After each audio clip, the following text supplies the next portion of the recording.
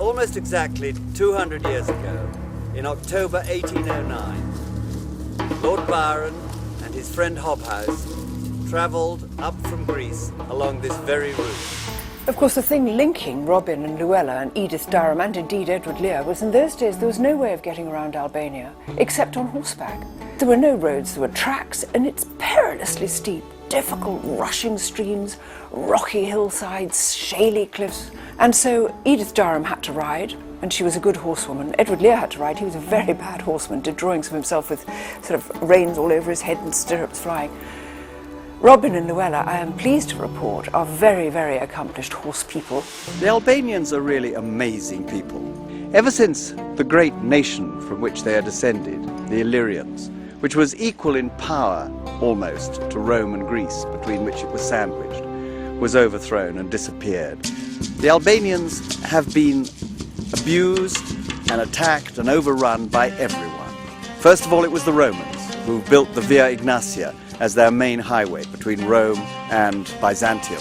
The Crusaders took a short cut through Albania on their way to the Holy Land. And then it was the Venetians who overran the place. Then along came the Ottoman Empire from Constantinople, right up until 1912, when a country was demarcated, and for the first time there was an actual state of Albania. But they've always been here in these hills, fighting against oppression, being independent, being very, very different, being wonderfully hospitable, and being very, very brave and fierce and interesting.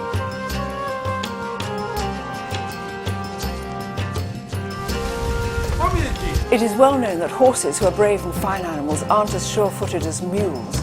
And so Robin and Luella were very courageous to ride on horseback and to ride in this extraordinary terrain. We're now right at the very end of our Albanian journey, and we've reached the very place where Byron and Hobhouse travelled through.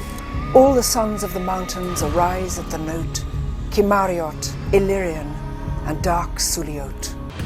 Oh, who is more brave than a dark Suliot, to his snowy camise and his shaggy capote? To the wolf and the vulture he leaves his wild flock and descends to the plain like the stream from the rock.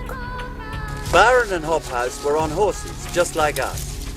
And they came down this very track, past this very spot. And it was here that Byron started writing Childe Harold. Shall the sons of Kimari, who never forgive the fault of a friend, bid an enemy live? Let those guns so unerring such vengeance forego.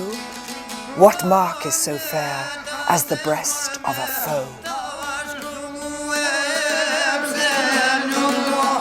The idea of the romance of the East, of the strange people who lived in this country, Albania. And Hobhouse described in detail all the places they went. The very villages that we're camping in as we go through were the same ones that Byron and Hobhouse stayed in 200 years ago.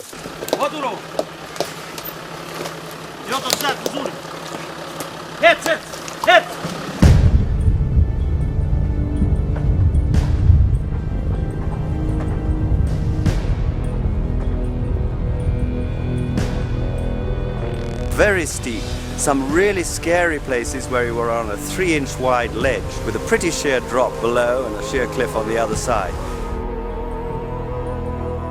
The infrastructure for road signs is not very complete. Probably the highlight for me of, well, certainly anxiety, was crossing a very big suspension bridge which just bounced and rattled. Yeah, we've seen the traces of the old communist regime, the terrible buildings, the ruins, and some of the ugly things that they did, and the frightful history that these people went through. And of course the history of the blood feuds is one that people emphasize, and they do still go on, but not much. It's not the main thing. Now, this is a rough, tough, Wild West sort of country, but hospitality in this country is quite beyond imagining. From grapes. Ooh! That is really strong stuff.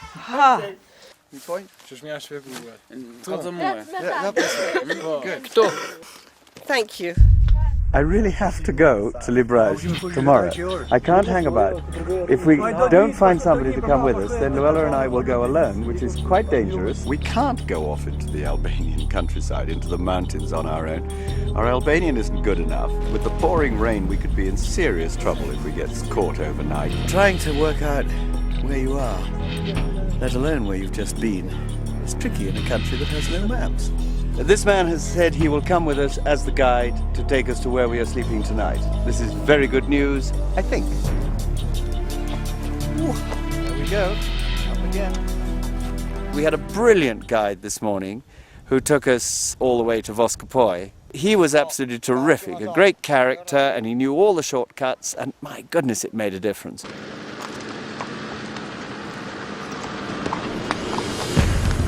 The problem about sleeping out is not so much the discomfort. The danger is that these woods are full of bears, wolves, and other nasties. Darling, these passes are getting narrower and narrower. I'm getting really scared.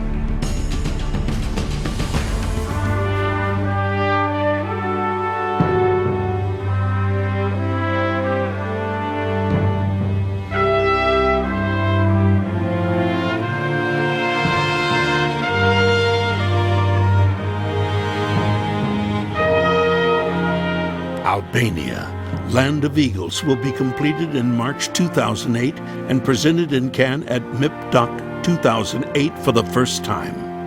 It will be available in lengths from 46 minutes to 59 minutes, depending on broadcaster standards. The format is widescreen high definition and will be available in NTSC, PAL, and CCAM. Albania, Land of Eagles, a Mickey Grant film.